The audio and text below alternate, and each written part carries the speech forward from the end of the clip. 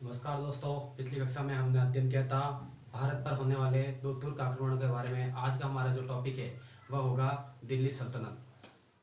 लीजिए दोस्तों, शुरू करते हैं आज का नया टॉपिक, दिल्ली सल्तनत।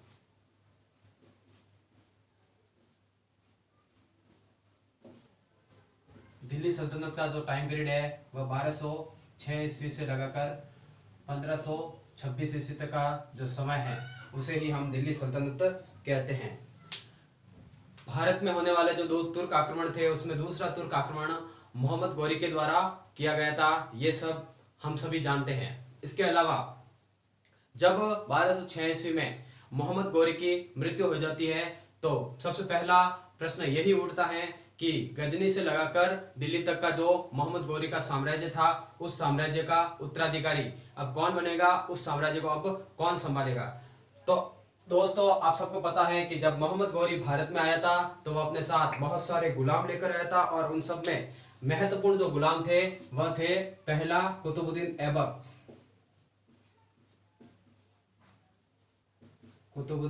ऐबक, दूसरा था यल्दोज,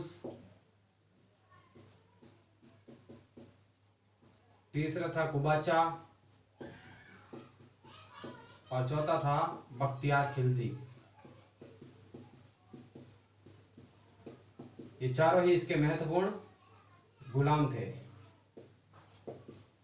1206 ईस्वी तक बख्तियार खिलजी की भी मृत्यु हो जाती है और बख्तियार खिलजी ये वही व्यक्ति हैं जो नालंदा विश्वविद्यालय को डिस्ट्रॉय करता है या नष्ट कर देता है।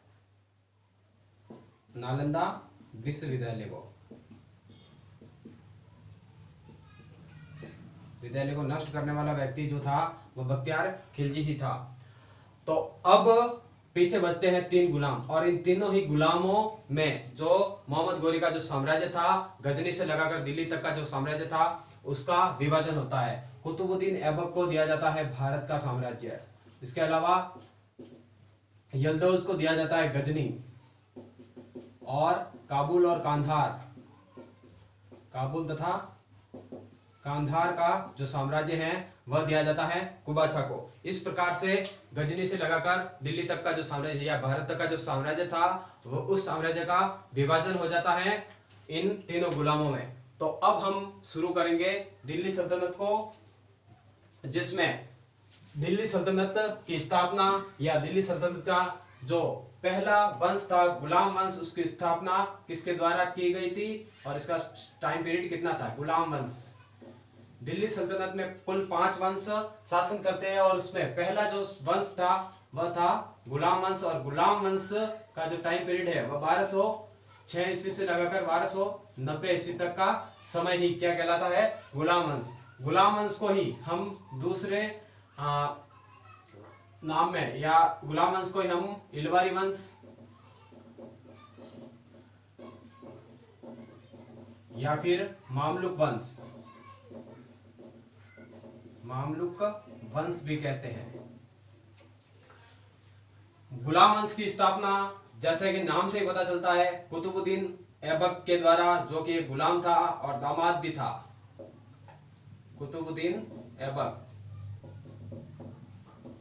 जो मोहम्मद गौरी का गुलाम था उसके द्वारा की गई थी और इसका जो टाइम पीरियड था वह था 1206 ईस्वी से लगाकर 1210 ईस्वी तक शासन इसने संभाला था। 1210 ईस्वी में जब ये शासक बनता है, ये शासक बनना नहीं चाहता है, परंतु लाहौर की जो जनता थी वह उसे इंस्टिट करती है कि हमारा उद्देश्य भारत में इस्लाम के प्रचार प्रसार करने के लिए हमारा उद्देश्य था, या हमारा उद्देश्य यही था कि हम भारत में इस्लाम का प्रचार प्रसार करें। इसी उद्देश्य को पूरा करने के लिए लाहौर की जनता कुतुबुद्दीन ऐबक को इंस्टिट करती है और कुतुबुद्दीन ऐबक जो है गुलाम वंश की स्थापना करता है।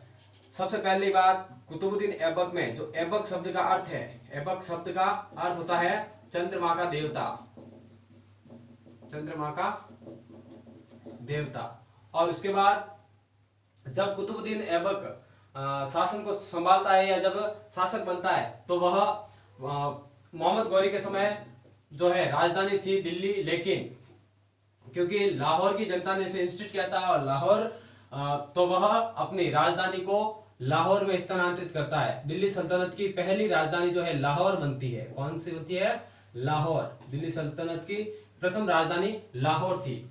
और इसने अपनी जनता में या लाहौर की जनता में लाखों रुपए का दान किया था। कुतुबुद्दीन ऐबक ने लाखों रुपए का दान किया था, इसीलिए लाहौर की जनता के द्वारा इसे उपाधि दी गई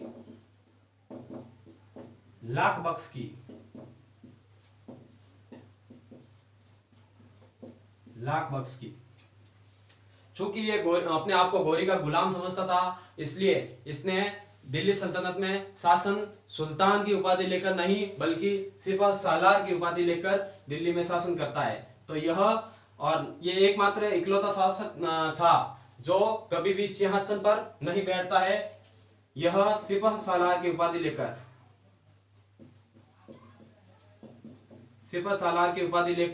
शासन करता है। और सिपह सालार का अर्थ सेनापति होता है, अर्थात एक सेनापति बनकर ही यह शासन संभालता है। इसके अलावा इसने अपने एक गुलाम, इसका भी एक गुलाम था जिसका नाम था इल्तुतमिश। इसने इल्तुतमिश को बदायूं का राज्यपाल नियुक्त किया था। और केवल 4 साल ही शासन कर पाया था कुतुबुद्दीन ऐबक। और 1210 ईस्वी में जब वह चौगान खेल रहा था या जो पोलो खेल रहा था, पोलो खेलते वक्त घोड़े से गिरकर इसकी मृत्यु हो जाती है। तो 1210 ईस्वी में चौगान खेलते समय, चौगान जो जिसमें 4 प्लेयर होते हैं और जो घोड़े पर बैठकर खेला जाता है, चौगान खेलते समय घोड़े से गिरकर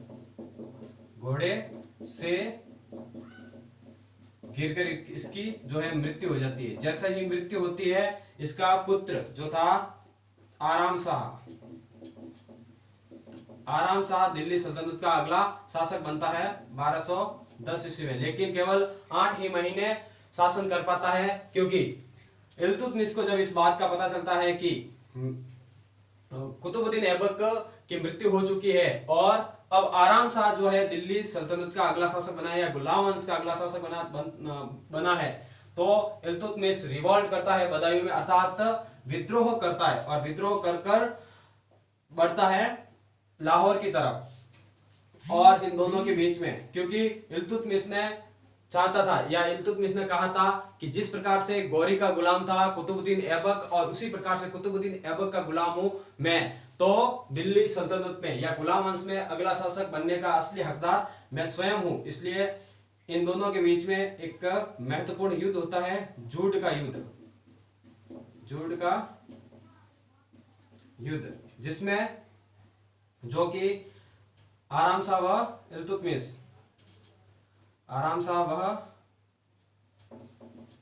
इल्तुतमिश के बीच होता है, जिसमें इल्तुतमिश आराम शाह को हराकर इसकी हत्या कर देता है और दिल्ली का अगला शासक बनता है इल्तुतमिश। अब हम पढ़ेंगे इल्तुतमिश के बारे में। इल्तुतमिश ने दिल्ली पर 1211 से लगाकर 1236 ईस्वी तक शासन किया था भारत पर, या गुलाम वंश का अगला शासक जो है 1211 से लगाकर 1236 ईस्वी तक जो शासन संभालता है वह इल्तुतमिश संभालता है।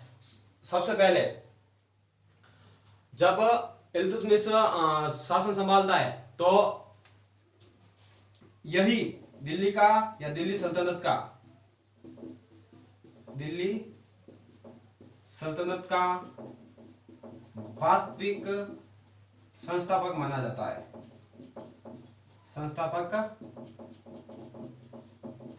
जाता है। इसके अलावा यह भारत का प्रथम सुल्तान था।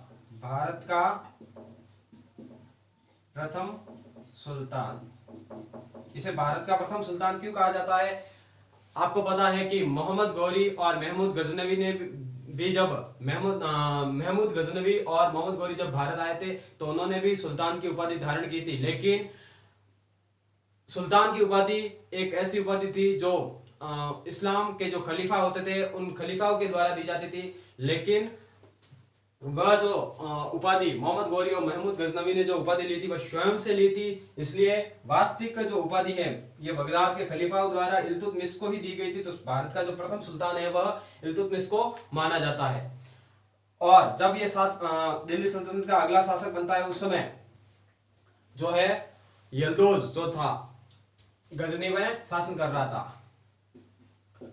गजनी में कुतुबुद्दीन ऐबक का ही जो गुलाम था, सॉरी मोहम्मद गौरी का जो गुलाम था यल्दोज को जब ये बात पता चलती है कि कुतुबुद्दीन ऐबक का गुलाम अब भारत का शासक बन चुका है या दिल्ली सल्तनत पर अब शासन संभाल रहा है, तो गजनी से आक्रमण करने के लिए आता है इल्तुतमिश पर यल्दोज, और इन दोनों के बीच में होता है तराइन का तृतीय युद्ध, जो कब होता है 1215-16 ईस्वी में। यह होता है इल्तुतमिश और यल्दोज के बीच। और इस युद्ध में इल्तुतमिश ने यल्दोज को हरा दिया, लेकिन यल्दोज वापस जो है गजनी की तरफ भाग जाता है। और इसके बाद एक महत्वपूर्ण घटना घटित होती है इसी के शासनकाल में 1221 ईस्वी में। इल्तुतमिश के ही शासनकाल में 1221 ईस्वी में एक महत्वपूर्ण घटना घटित होती है। यह महत्वपूर्ण घटना जो थी इसी के शासनकाल में, जो एक बहुत ही एशिया का सबसे क्रूर शासक या एशिया का सबसे निर्दयी शासक जिसे चंगेज खान कहा जाता है, चंगेज खान का आक्रमण हुआ था। भारत पर होने वाला चंगेज खान का प्रथम आक्रमण, या यह एक मंगोलिया का शासक था। तो मंगोलों का प्रथम आक्रमण जो है वह 1221 में इल्तुतमिश के समय में हुआ था। क्या कारण हुआ जो चंगेज खान ने भारत पर आक्रमण किया? एक उज्बेक शासक था जिसका नाम था जलालुद्दीन मंगवर्नी। जलालुद्दीन मंगवर्नी ने क्या किया? ये एक उज्बेक शासक था और जलालुद्दीन मंगवर्नी ने चंगेज खान के भाई की हत्या कर दी थी, और हत्या करके वहां से भाग गया था या मंगोलिया से भागकर भारत की तरफ आया था। और वहां से चंगेज खान जलालुद्दीन मंगवर्नी का पीछा करते हुए भारत तक आ जाता है। और जलालुद्दीन मंगवर्नी जो था वह इल्तुतमिश से मदद मांगता है कि मुझे चंगेज खान से बचा दो। यह खबर जब चंगेज खान के पास पहुंचती है कि इल्तुतमिश इसकी मदद कर रहा है, तो चंगेज खान वापस उसके पास मैसेज पहुंचाता है या संदेश पहुंचाता है कि अगर तुमने गलती से भी जलालुद्दीन मंगवर्नी की मदद करने की कोशिश की तो उसे तो कोई नहीं बचा सकता है, लेकिन मैं इसके साथ में दिल्ली सल्तनत को भी डिस्ट्रॉय करके चला जाऊंगा। इस समय इल्तुतमिश ने दिमाग से काम लिया और वह जलालुद्दीन मंगवर्नी की मदद नहीं करता है। चंगेज खान 1221 ईस्वी में दिल्ली सल्तनत पर आक्रमण तो करता है, लेकिन सिर्फ जलालुद्दीन मंगवर्नी को मारकर वह बिना नुकसान पहुंचाए दिल्ली सल्तनत को वापस चला जाता है। इसके बाद इल्तुतमिश के द्वारा ही दिल्ली सल्तनत में चांदी व तांबे के सिक्के चलवाए गए। इल्तुतमिश ने चांदी व तांबे के सिक्के चलवाए थे, और जो चांदी के सिक्के थे उन्हें टका कहा जाता था। टका जो कि वर्तमान में बांग्लादेश की मुद्रा है, और तांबे के सिक्कों को कहा जाता था जीतल। तो ये दो महत्वपूर्ण जो मुद्रा थी वह इल्तुतमिश के द्वारा चलाई गई थी, और यही दिल्ली सल्तनत की मुद्रा थी, कंटिन्यूसली चलने वाली मुद्रा थी। इसके अलावा दिल्ली सल्तनत में एक जो है और प्रथा की शुरुआत की थी इल्तुतमिश ने, जिसे तुर्कान ए चहलगानी कहा जाता है। तुर्कान ए चहलगानी या फिर दल चालीसा। आपको पूछा जाएगा कि तुर्कान चहलगान या दल चालीसा की शुरुआत करने वाला कौन था, तो यह दिल्ली सल्तनत में इल्तुतमिश के द्वारा ही यह शुरुआत की जाती है। क्या होता है तुर्कान चहलगान या दल चालीसा? ये 40 गुलामों का एक संगठन होता है जो बहुत ही वफादार होते हैं सुल्तान के। तो बेहद वफादार जो 40 गुलामों का दल होता है उसे तुर्कान चहलगानी कहा जाता है। इसके अलावा इल्तुतमिश ने इक्ता प्रथा की शुरुआत की थी। इक्ता प्रथा की युद्ध में जीते गए जो भी राज्य होते थे उन्हें इक्ता कहा जाता था, और वह जो राज्य जो थे, प्रोविंसेस जो या प्रांत जो थे, वह वहां से जो लुटा हुआ जो धन था वह सैनिकों में बांट दिया जाता था और उसका एक अधिकारी बना दिया जाता था जिसे इक्तेदार कहा जाता था। और यही प्रथा जो थी, यह प्रथा इक्तेदारी कहलाती थी। इक्तेदारी कहलाती थी। तो आपको अगर पूछा जाए कि इक्ता प्रथा, इक्तेदार या इक्तेदारी, ये इनकी शुरुआत किसने की थी, तो इनकी शुरुआत भी किसके द्वारा की गई थी? इल्तुतमिश के द्वारा ही की गई थी। इसके अलावा 1229 ईस्वी में इल्तुतमिश ने कुतुब मीनार का निर्माण पूरा करवाया और 1229 ईस्वी में ही इसने अपनी जो राजधानी लाहौर से दिल्ली में स्थानांतरित कर दी, महत्वपूर्ण कार्य किया। और इसके बाद 1229 ईस्वी में कुतुब मीनार का निर्माण पूरा करवाया और 1236 ईस्वी में इसकी मृत्यु हो जाती है। इसका जो मकबरा है, इल्तुतमिश का मकबरा, वह दिल्ली में है और इस मकबरे की महत्वपूर्ण विशेषता यह है कि इस मकबरे का निर्माण खुद इल्तुतमिश ने जीवित रहते हुए करवाया था। अगर आपको पूछा जाए कि कुतुबुद्दीन ऐबक का मकबरा कहां पर है, तो इसका मकबरा लाहौर में है। उसके बाद एक महत्वपूर्ण बात स्किप हो गई है, जब इल्तुतमिश जो था वह दिल्ली सल्तनत का शासक बना हुआ था, तो उसी समय इल्तुतमिश के 4 पुत्र थे और एक पुत्री थी।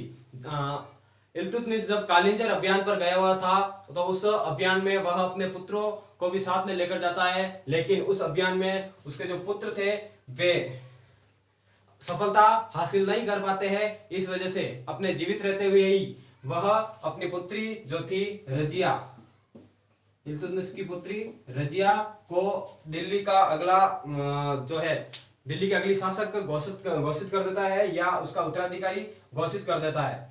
लेकिन जब 1236 ईस्वी में इसकी मृत्यु हो जाती है तो इसकी घोषणा के विरुद्ध जाकर इसका जो पुत्र था रुकनुद्दीन फिरोज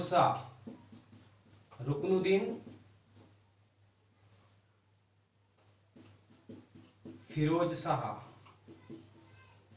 ये दिल्ली का अगला शासक बनता है। कहानी को यहीं रोकेंगे, अगली क्लास में हम इससे आगे बढ़ेंगे। अगर मेरा वीडियो आपका अच्छा लगा हो तो प्लीज लाइक, शेयर और सब्सक्राइब जरूर कीजिएगा। धन्यवाद।